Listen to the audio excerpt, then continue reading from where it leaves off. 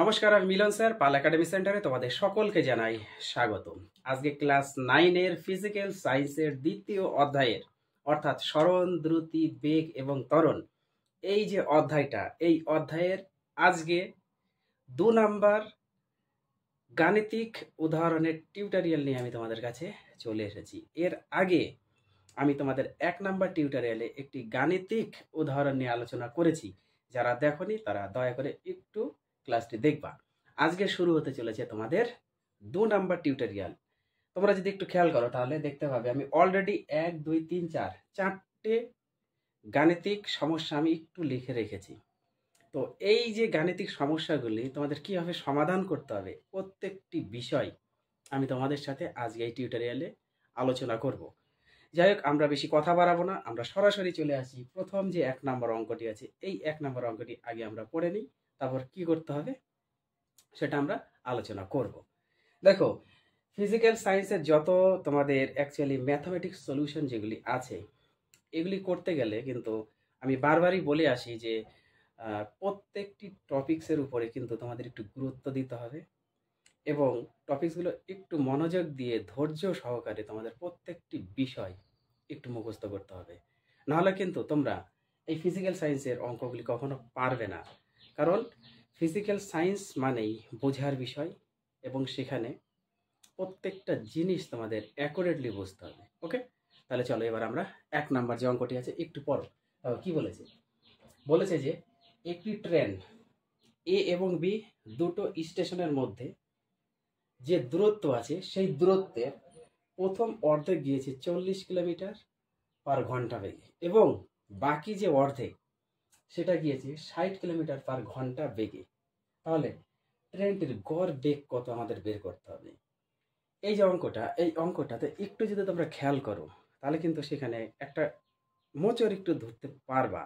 সেটা হলো, এখানে কিন্তু আমাদের এ এবং বি দুটো স্টেশনের মধ্যবর্তী মোট যে দূরত্ব, সেই দূরত্বটা কিন্তু অ্যাকচুয়ালি দেওয়া নেই। শুধু বলেছে মধ্যবর্তী দূরত্বের প্রথম অর্ধেক গিয়েছে তোমাদের 40 কিলোমিটার পার হাওয়ার্স এবং বাকি অর্ধেক গিয়েছে 60 কিলোমিটার পার হাওয়ার্স বেগে, কিন্তু মোট যে দূরত্ব সেটা দেওয়া নেই। সো প্রথম কথা হচ্ছে আমাদের এখানে সেই মোট দূরত্বটা আমাদের ধরতে হবে। ওকে, তাহলে আমরা একটু সরাসরি লিখি। মনে করি, তাই না, মনে করি একটু এইভাবে লিখতে হবে যে মনে করি এ এবং বি, ওকে, স্টেশন স্টেশন দুটির মধ্যবর্তী দূরত্ব, ওকে, মধ্যবর্তী দূরত্ব ইকুয়াল টু এক্স কিলোমিটার ধরে নিই। দেখো, ফিজিক্যাল সায়েন্সের অঙ্ক করতে গেলে তোমাদের সবসময় দুটো পদ্ধতি মেনে চলতে হয়, একটা সিজিএস পদ্ধতি, একটা এসআই পদ্ধতি। এখানে অলরেডি তোমাদের দুটোই কিন্তু কিলোমিটার এবং ঘন্টা দেওয়া আছে। এটা হচ্ছে আমাদের সিজিএস এ আছে, তাহলে আমরা সিজিএস পদ্ধতি অনুযায়ী চলি। এখানে আর আমাদের এসআই মানগুলো অ্যাকচুয়ালি কনভার্ট করার কোনো দরকার পড়বে না, সরাসরি আমরা সিজিএস এ ধরি। তাহলে এটা কিলোমিটার আছে, তাহলে আমাদের এটা কিলোমিটার ধরতে হবে। তাহলে আমরা জেনে গেলাম যে মোট যে দূরত্ব সেটা হচ্ছে এক্স কিলোমিটার। এখন আরেকটি কথা লিখতে হবে, কি বলতো? এই যে এক্স কিলোমিটার, তাই না, এক্স কিমি প্রথম অর্ধেক মানে কত?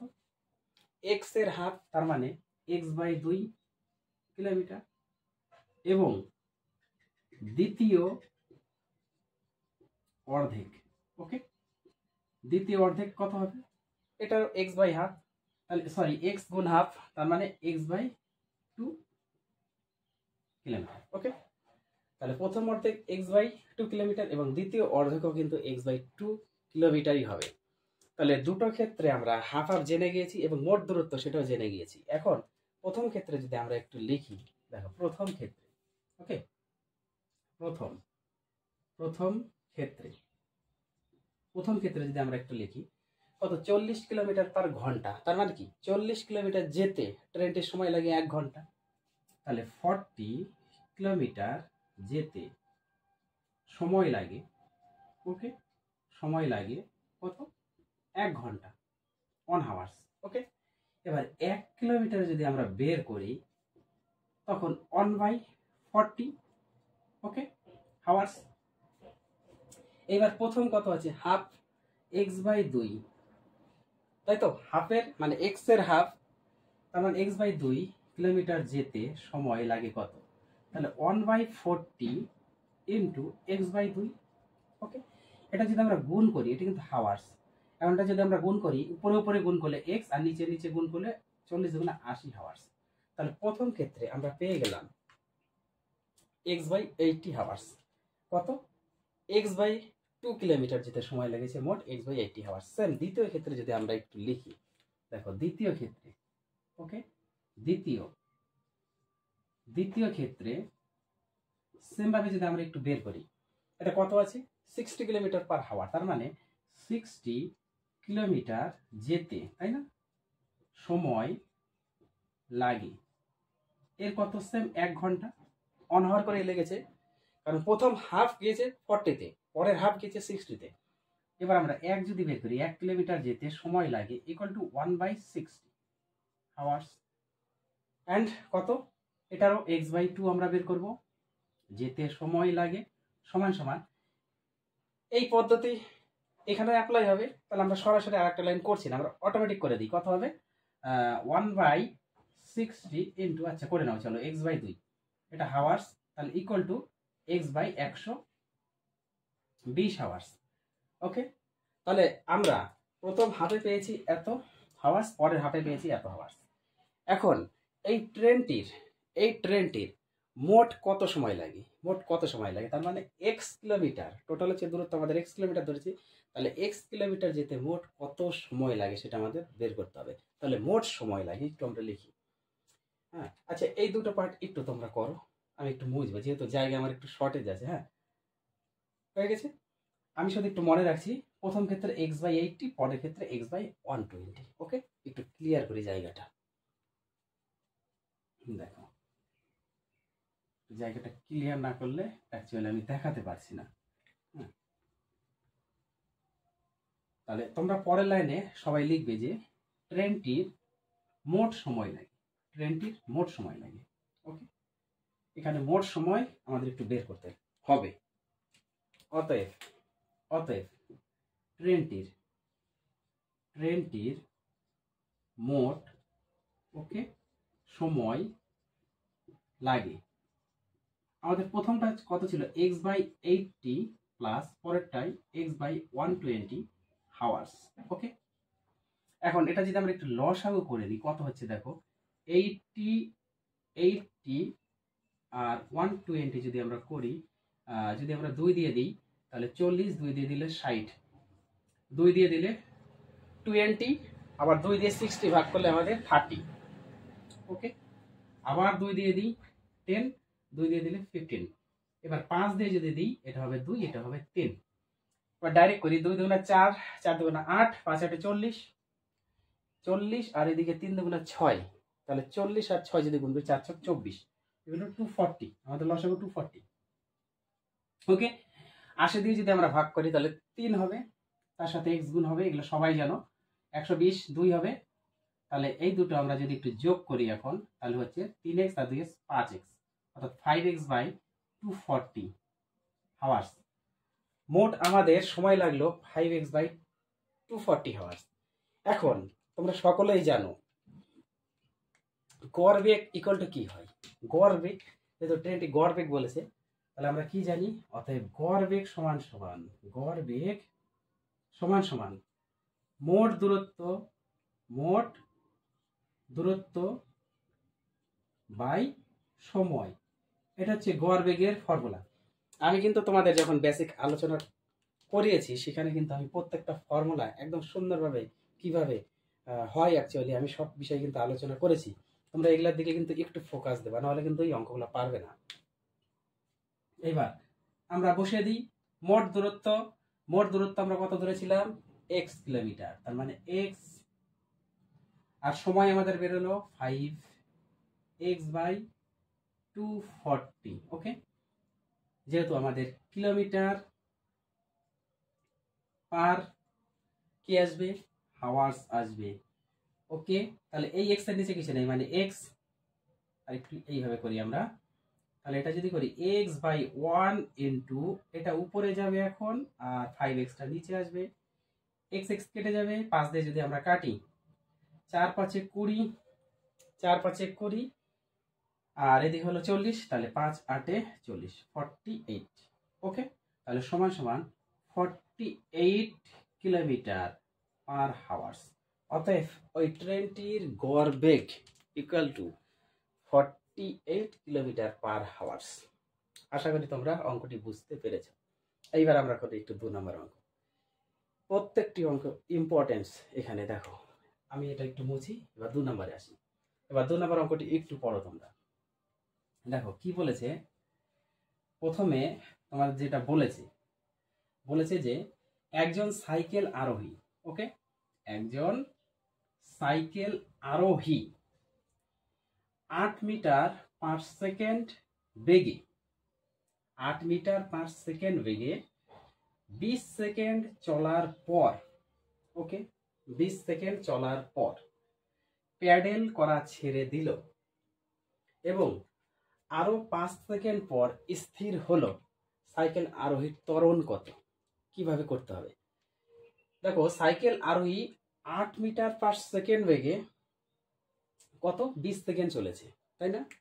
তাহলে এখান থেকে আমরা আগে 20 সেকেন্ডে কতটা গেল সেটা একটু বের করে নিই। ওকে, সাইকেল আরোহী, সাইকেল আরোহী, সাইকেল সাইকেল আরোহী, ওকে, 20 সেকেন্ডে কত যায় সেটা আমরা বের করি।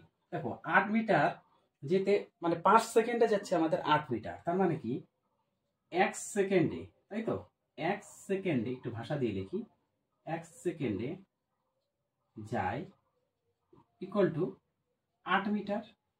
ওকে, তাহলে 20 সেকেন্ড যেহেতু চলেছে, তাই না, সে তো 20 সেকেন্ড চলেছে, তাহলে 20 সেকেন্ডে কত যাবে আমরা একটু হিসাব করি। 8 গুণ 20 সমান সমান 8 দুগুণ 16, 160 মিটার। ওকে, 160 মিটার দূরত্ব যাওয়ার পরে সে কি করেছে, প্যাডেল মারতে ছিল 20 সেকেন্ড পর্যন্ত, তারপরে প্যাডেল মারা ছেড়ে দিয়েছে, তাই তো, এবং আরো 5 সেকেন্ড পর স্থির হলো। কথাটার মানে কিন্তু বুঝতে হবে, যখন সে 20 সেকেন্ড ধরে প্যাডেল মারছিল, তাই তো, প্যাডেল কিন্তু মেরেছে এবং 20 সেকেন্ডে তখন 160 মিটার এসেছে। প্যাডেল যখন সে ছেড়ে দিয়েছে তখন কিন্তু সেই সাইকেল আরোহীর সাইকেল কিন্তু থামেনি, কারণ প্যাডেল ছেড়ে দেওয়ার পর কিছুক্ষণ চলে, তোমরা সকলেই জানো। এবার কতটা সময় ধরে চলেছে আমাদের, 5 সেকেন্ড পর স্থির হলো, মানে কি সে 5 সেকেন্ড চলেছে। তার মানে আমাদের এই 5 সেকেন্ডে আরো কতটা পথ সে এগিয়ে গেল সেটা আমাদের বের করতে হবে। ওকে, তার মানে দেখো, আবার যদি আমরা একটু লিখি, আবার আবার 5 সেকেন্ডে সে আরো যায়, সরাসরি একটু করে দিই, হ্যাঁ, আবার 5 সেকেন্ডে সে আরো যায়, কত যাবে, যেহেতু 1 সেকেন্ডে যাচ্ছে 8 মিটার, তাহলে 5 সেকেন্ডে অবশ্যই বেশি যাবে, তাহলে 5 সেকেন্ডে সে আরো যাবে কত, 8 গুণ 5 metre equal to 5 8 40 metre, 5 8 40 metre. 160 metre প্রথমে গেল, তারপরে আরো 40 মিটার যখন ও গেল, তখন হচ্ছে তার সাইকেলটা স্থির হয়ে গেল, তার মানে বন্ধ হয়ে গেছে, আর সাইকেল চলছে না। তাহলে শুরু থেকে সে লাস্ট পর্যন্ত সে কতটা পথ অতিক্রম করলো আমাদের বের করতে হবে না? অতএব সাইকেল আরোহী মোট পথ যায়, অতএব সাইকেল আরোহী টোটাল কত সেকেন্ড ধরে সে চলেছে, প্রথমে 20 সেকেন্ড, পরে 5 সেকেন্ড ইকুয়াল টু 25 সেকেন্ড, তাই না? তাহলে প্রথমে 20 সেকেন্ড, পরে 5 সেকেন্ড, তার মানে টোটাল 25 সেকেন্ড ধরে চলেছে। সাইকেলটি, সে সাইকেলের উপর বসেছিল, সাইকেলটা তাহলে 25 সেকেন্ড ধরে চললো, তাহলে 25 সেকেন্ডে সাইকেল আরোহী 25 সেকেন্ডে মোট যায় কত, 160 metre plus 40 metre, okay, equal to 200 metre. তার মানে সে মোট দূরত্ব অতিক্রম করেছে 200 মিটার।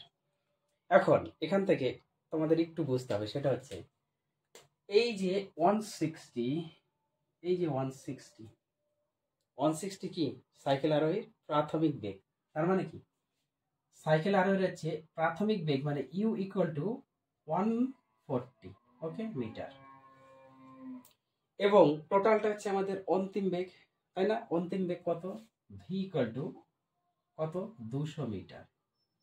তার মানে কি বেগের যে বৃদ্ধি, এখানে কতটা বৃদ্ধি হলো সেটা আমাদের বের করতে হবে। অতএব বেগ বৃদ্ধি, কতটা বেগ বৃদ্ধি পেল? 200 মাইনাস 140 ছিল না 60 ছিল, সরি এটা 60 হবে, এটা হচ্ছে আমাদের 60 হবে অ্যাকচুয়ালি 160 হবে। এটা একটু ঠিক করে নিবা, ওকে। এখানে 160 আছে, আমি লিখে ফেলেছিলাম 140, সো এটা 160 হবে। তাহলে এটা যদি আমরা এখন বিয়োগ করি, এটা মিটার, তাহলে আমাদের বিয়োগ করলে 40 মিটার, তাই না? তাহলে 200 থেকে 160 যদি চলে যায়, আমরা বেগ বৃদ্ধি পাচ্ছি কত? 40 মিটার সে বেগ বৃদ্ধি করেছে। এখন সাইকেল আরোহীর ত্বরণ কত মনে পড়ে? ত্বরণ সমান সমান কি? ত্বরণ সমান সমান বেগ বৃদ্ধি বাই সময়। তাহলে বেগ আমাদের কত বৃদ্ধি পেল? এটা, ওকে। তাহলে আমরা একটু লিখি, অতএব ত্বরণ ইকুয়াল টু, অতএব ত্বরণ ইকুয়াল টু বেগ বৃদ্ধি বাই সময়, বেগ বৃদ্ধি বাই সময়। তাহলে বেগ বৃদ্ধি আমাদের 40 আর সময় আমাদের কত হলো? সময় টোটাল সময় কত হচ্ছে আমাদের? 25 সেকেন্ড। তাহলে বেগ বৃদ্ধি আমাদের অ্যাকচুয়ালি হচ্ছে 40 মিটার আর সময় হচ্ছে আমাদের 25 সেকেন্ড, তাহলে 25। তাহলে এটা হচ্ছে আমাদের মিটার অবলিক, যেহেতু ত্বরণ বলেছে সেকেন্ড স্কয়ার আসবে, ওকে, মিটার অবলিক সেকেন্ড স্কয়ার। এখন আমরা যদি একটু কাটাকুটি করি, এই বিষয়টা একটু মুছে দিই আমি, ওকে, এটা একটু মুছে আমি, কারণ এখানে একটু আমাদের ভাগ করতে হবে। দেখো এতটা জায়গা হলে আমার হয়ে যাবে অ্যাকচুয়ালি। আমরা যদি একটু ভাগ করি, আগে একটু কাটাকুটি কেটে করে নিই আমরা। 5 5 25, 5 8 40 সমান সমান 8/5 হচ্ছে, তাই না? তাহলে এটা যদি আমরা ভাগ করি, 5 অক্ষে 5, বিয়োগ করলে 3, একটা পয়েন্ট নিয়ে যদি 0 নেই, তাহলে 5 6 30, ওকে। তার মানে ওই সাইকেল আর ওই ত্বরণ হচ্ছে 1.6 metre oblique second square, metre oblique second square. যেহেতু ত্বরণ আমাদের বের করতে বলেছে, সেহেতু ত্বরণের অ্যাকচুয়ালি একক হয় আমাদের, এটা হচ্ছে এসআই পদ্ধতি অনুযায়ী কিন্তু চলছে, মিটার অবলিক সেকেন্ড স্কয়ার, ওকে। তাহলে ওই ব্যক্তির ত্বরণ হচ্ছে আমাদের এত, 1.6 মিটার অবলিক সেকেন্ড স্কয়ার। আশা করি 2 নম্বর অঙ্ক নিয়ে কোনো সমস্যা নেই, ওকে। এবার আসবে আমরা 3 নাম্বার, ওকে।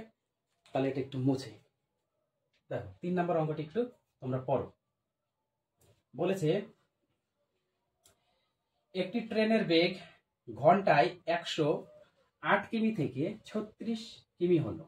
তার মানে কি 1 ঘন্টায়, বলে দিয়েছে ঘন্টা মানে হচ্ছে 1 ঘন্টাতে 108 কিলোমিটার থেকে কত হয়ে গেছে? 36 কিলোমিটার হয়ে গেছে। তাহলে ট্রেনটির ট্রেনটির অ্যাকচুয়ালি মন্দন কত? আমাদের মন্দন এখানে বের করতে হবে।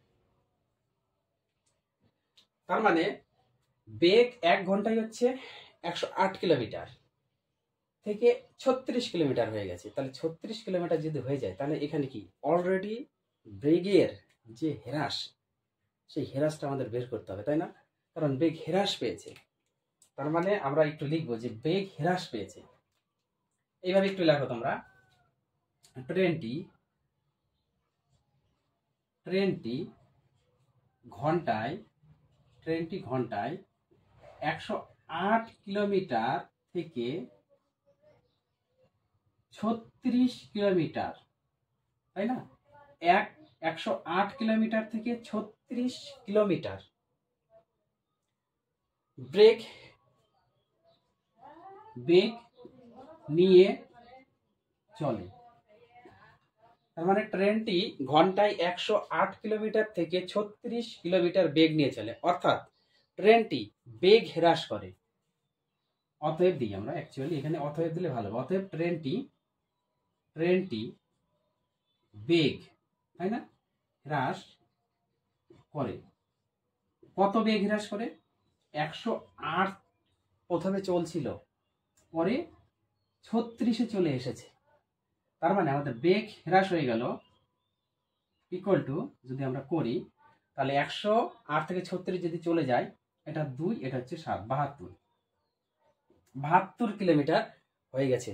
তার বেগ হ্রাস দেখো, 108 থেকে 36-এ নেমে গেছে, তার মানে 72 কিলোমিটার ফারাক হয়ে গেছে। বোঝা গেছে? তাহলে আমরা এখানে জেনে গেছি যে বেগ হ্রাস অ্যাকচুয়ালি হতো মন্দন, যেহেতু সময় সাপেক্ষে বেগ হ্রাসের হারকে বলা হচ্ছে, তার মানে বেগ হ্রাস বাই সময় হচ্ছে আমাদের মন্দন। এই জন্য মন্দন আমাদের বের করতে বলেছে, যেহেতু হ্রাস পেয়েছে সেহেতু আমাদের মন্দন বের করতে হবে। অতএব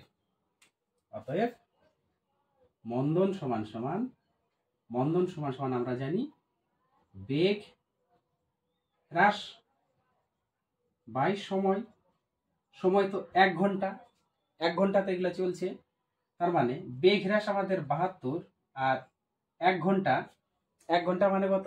আমরা অ্যাকচুয়ালি এখানে একটু কাজ করি, এই যে কিলোমিটারটা আছে না, কিলোমিটারকে আমরা একটু মিটারে কনভার্ট করি, তাহলে 1000 দিয়ে এটা আমাদের গুণ করতে হবে। তাহলে মিটার পরে লিখছি, ওকে। আর এটা হচ্ছে 3600 করে নিই, 1 ঘন্টা মানে 3600, তাহলে আমাদের এটা হয়ে যায় মিটার অবলিক সেকেন্ড স্কয়ার, যেহেতু মন্দন। বোঝা গেল তো? Metre oblique second square. আর 72 কিলোমিটারকে আমরা মিটার করে নিলাম, 72 ইন্টু 1000, আর 1 ঘন্টা এগুলো 3600 সেকেন্ড। বোঝা গেছে? তাহলে বেগ হ্রাস মানে এত ছিল 72। যদি না বোঝো তাহলে এই লাইনটা তোমরা আরেকটু এইভাবে করো, 72 কিলোমিটার ইকুয়াল টু 72 ইন্টু 1000, এটা হচ্ছে মিটার, ওকে। আর একটা জিনিস তোমরা এখানে লিখে নাও, 1 হাওয়ার্স মানে 1 ঘন্টা, 1 ঘন্টা সমান সমান 3600 সেকেন্ড, ওকে। এই দুটো কথা লিখবা, লেখার পরে অতএব মন্দন ইকুয়াল টু বেগ হ্রাস বাই সময়, তারপরে তোমরা এই মানটা পুট করে দাও, 72 ইন্টু 1000 বাই 36। এবার আমরা একটু কাটাকুটি করি, দেখো 0 0 কেটে গেল দুটো, 36 দিয়ে যদি কাটি, 36 দুগুণ হচ্ছে 72, আমাদের উপরে আছে 2, আর 10 গুণ করলে 20, অর্থাৎ 20 metre per second square. 20 metre per second square, অর্থাৎ ট্রেনটির মন্দন হবে 20 মিটার পার সেকেন্ড স্কয়ার। আশা করি 3 নাম্বার নিয়েও কোনো সমস্যা নেই। এইবার আসবো আমরা 4 নাম্বার। তাহলে আমরা 3 নাম্বারটা একটু মুছে দিই। দেখো 4 নাম্বারে আসি। 4 নাম্বার অঙ্কটি আমাদের করতে বলেছে কি, 2 মিটার পার সেকেন্ড প্রাথমিক বেগ নিয়ে, আচ্ছা 2 মিটার পার সেকেন্ড প্রাথমিক বেগ নিয়ে একটি বস্তু কণা 2 মিটার পার সেকেন্ড স্কয়ার ত্বরণ নিয়ে চললে, তার মানে 2 মিটার পার সেকেন্ড প্রাথমিক বেগ নিয়ে একটি বস্তু কণা 2 মিটার পার সেকেন্ড স্কয়ার ত্বরণ নিয়ে চললে 25 সেকেন্ড পর কত বেগ লাভ করবে। খুব ইম্পর্টেন্ট অঙ্কটি, একটু কিন্তু তোমাদের এখানে বুঝতে হবে। দেখো প্রাথমিক বেগ আমাদের কত? প্রাথমিক বেগ মানে হচ্ছে আমাদের ইউ, কিন্তু তাই না, প্রাথমিক, এগুলি কিন্তু একটু তোমাদের মনে রাখতে হবে। প্রাথমিক বেগ ইউ ইকুয়াল টু, আমাদের একটু ডাটাগুলো বসিয়ে নিই, কত আছে, 2 মিটার পার সেকেন্ড, তাই না, 2 মিটার পার সেকেন্ড প্রাথমিক বেগ। আচ্ছা একটি বস্তু কণা 2 মিটার পার সেকেন্ড স্কয়ার ত্বরণ নিয়ে চললো, তার মানে কি ত্বরণ আমরা জানি, ত্বরণ মানে হচ্ছে F equal to 2 metre oblique second square, ত্বরণ আমরা লিখে ফেলেছি। ত্বরণ নিয়ে চলে 25 সেকেন্ড পর কত বেগ লাভ করবে, তার মানে 25 সেকেন্ড, যেহেতু মানে আমাদের সময় দেওয়া আছে, ওকে, সময় মিন্স টি দেওয়া আছে আমাদের 25 সেকেন্ড।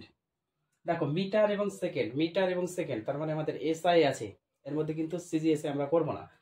এখন কত বেগ লাভ করে, বেগ লাভ করার অর্থ হলো তার অন্তিম বেগ কত, তার মানে আমাদের অন্তিম বেগ বের করতে হবে। অন্তিম বেগ ভি ইকুয়াল টু জিজ্ঞাসা চিহ্ন, আমরা কি জানি, দেখো উই নো, এখানে একটু করি, তাই তো, উই নো, আমরা কি জানছি, এইটা ভি সমান সমান you plus F T.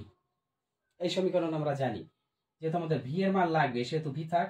You মানে কত, প্রাথমিক বেগ মানে হচ্ছে 2, ওকে, প্লাস এফ মানে কত দেখো 2, ইন্টু টি মানে কত 25, হয়ে গেল। যেহেতু বেগ বের করতে বলেছে সেহেতু আমাদের একক আসবে বেগ metre per second, metre per second.